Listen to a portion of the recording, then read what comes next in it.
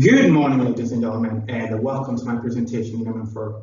Today, I would like to introduce you what we've been working on my project in MM1. But first, before we start with the main presentation, I would like to introduce you what we're going to talk about today. So first of all, we are going to talk about the general information regarding the coffee industry. Secondly, I will introduce to you the company that we chosen to work on with. And later on, I'll explain to you how we did our market development process, which will lead me then to the scenarios and trend analysis, and where we actually wanted to know if there is any future benefits for the company that we chosen to work on with. And lastly, we'll come to the conclusions and recommendations. So, anyone who's actually watching this video, I want you to take a moment and think about the things actually that you were consuming every single day. Now, raise your hand if you had one of the following today, like a cup of coffee or a banana or something with sugar in it. Now, I want you to raise your hand again and keep it up only if you know exactly where or what country the coffee, the banana, or the sugar came from. So me not knowing exactly what you're doing behind the camera, but I think it is actually fair to say that we are pretty active participants in the global economy, because products like those that I just mentioned are coming from thousands of miles across the globe. And it is also fair to say that we are pretty much disconnected from the products that we buy every single day. And this actually wouldn't be such a bad thing if the following were not true. 2 billion people in the world live on less than $2 a day. Two-thirds of the world's cocoa come from West African farmers that make less than 50 cents per day. And 1.8 billion children work on plantations along the Ivory Coast, and they likely have never tasted chocolate or whatsoever is. So we therefore actually as a team started doing research for companies that are actually economically and ecologically just, and also trying to expand globally.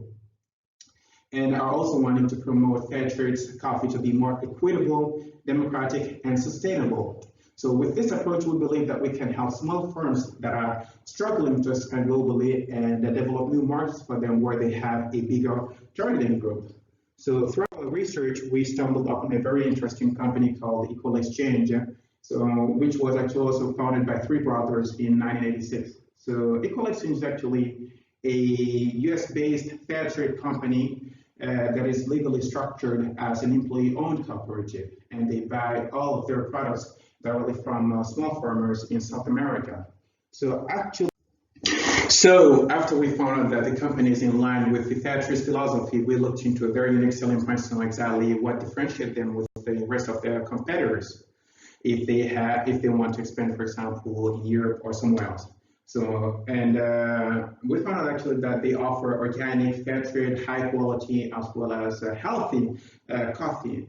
So after finding their unique selling points, we then conducted a trend analysis based on their unique selling points and based on different weighting factors such as the willingness of customers buying foreign brands. We landed in Sweden, as Sweden has some of the highest per capita coffee consumption rates alongside with the rest of the Scandinavian countries with an average of 8.2 annually. Later on, we created a projected income statement based on three scenarios: worst, base, and best case scenario. So with the worst case scenario, it's actually where Equal Exchange would only generate 2% annually, and that would be due to the consequences of COVID-19, or there are some financial regression. With the best case scenario, is actually where Equal Exchange would generate 5% annually, and that would happen due to the increase in demand, or there are no hard restrictions regarding COVID-19, or there's actually a high income and employment rate. With the best case scenario is actually where Equal Exchange would actually proceed well, and there is also a higher GDP growth of between 3 to 5% in Sweden, or there's actually a financial boom in Sweden after COVID-19. So looking at all these aspects that we have actually analyzed throughout this research and knowing how fair trade products can alter the lives of thousands of people across the globe, I believe we as consumers can actually support businesses such as Equal Exchange, or actually respect workers' rights, or guarantee fair wages and good working conditions, and also prohibit child labor. And I believe also that we as consumers have the power to change the market, as with great power comes always great responsibility. Thank you very much for listening.